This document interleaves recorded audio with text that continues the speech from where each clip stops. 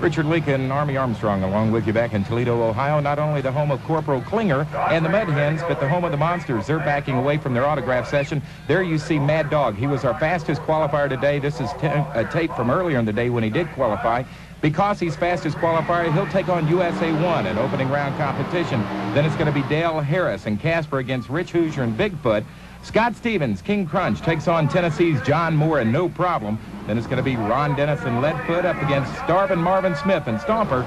And the other Breen boy, Bob Breen, and Wild Hair takes on the Carolina Crusher machine of Gary Porter. And it's got to be a day full of action.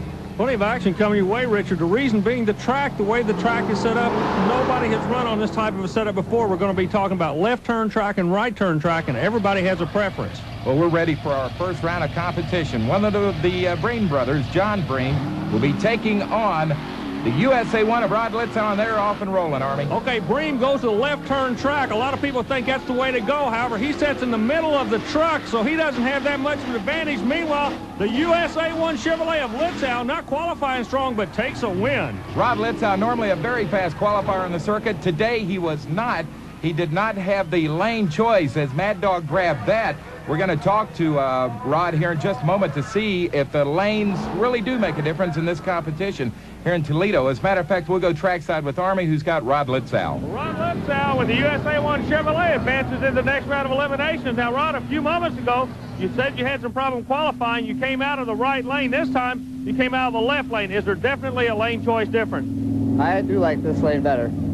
It seems a little easier for me to control the truck when I'm coming around this angle. Does everything look good for the next round? Yep, real good. USA number 1 Chevrolet moving into the next round. We go back up with the action. Talking about the next round, this ought to be a classic battle here. Dale Harris out of Pearl, Mississippi. In the little Casper machine, he takes on the ultimate monster truck. Rich Hoosier and Bigfoot, they're off and running, Army. Hoosier looks good. Harris, he's into this thing awfully good himself. Harris has the lane advantage. He's running the lane that Hoosier wants, but Hoosier gets to the jump. However, it's close, Richard. Back to you. We can't tell from our angle. And coming across the finish line first is Bigfoot and Rich Hoosier grabbing another win on this Renegades TNT Monster Truck Challenge circuit. Dale Harris putting on a whale of a show, and don't be surprised if he does not come back for more competition. Some of the fans enjoying this as we get ready for more side-by-side action. It is John Moore out of Lafayette, Tennessee against the Badlands, Woodlands, Texas driver Scott Stevens and King Krunch. This ought to be a good showdown also. Chevrolet Ford battle. They're lined up side by side. Chevrolet will be making a left turn. Ford will be making a right turn. Let's see what's going to happen, Richard.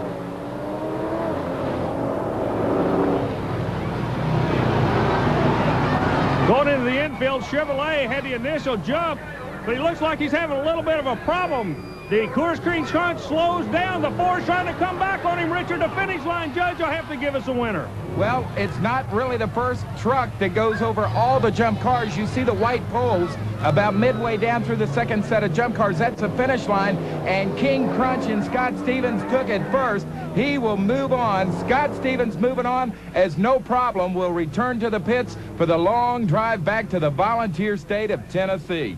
And our next battle, once again, one we've been looking forward to, Ron Dennis out of Arizona with Leadfoot taking on Starvin' Marvin Smith out of Arnold, Missouri. He's in the Stomper Chevrolet. Chevrolet's a pair lining up. One out of Arizona, one out of Missouri. The Missouri truck will be making a right turn. That'll be Starvin' Marvin Smith. Looks good, trying to get to the infield. The Arizona truck running a good race with him.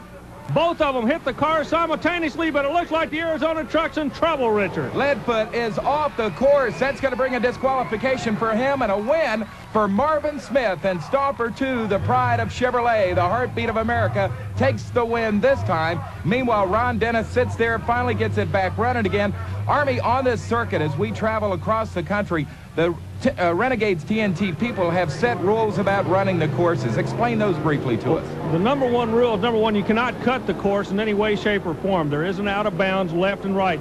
But the rule that all the drivers really keep an eye on is the fact that whatever you're going over, both front tires must make contact with it. You have to hit what you're jumping over the top of, Richard. And, of course, Ron Dennis did not do that, so he was the loser, and that sets up this battle between Bob Breen and Wild Hair and Gary Porter out of Carolina in the Carolina Crusher machine. Porter out of North Carolina, definitely one of the strong up-and-comers. A young independent driver, learning the hard way, doing awfully good. Use a Chevrolet for horsepower. He'll be making a right turn, making the left turn in the course that we feel might be the better course is the research and development vehicle of the BREEN Boys Racing Team out of Missouri. Both trucks off and running, about an even start.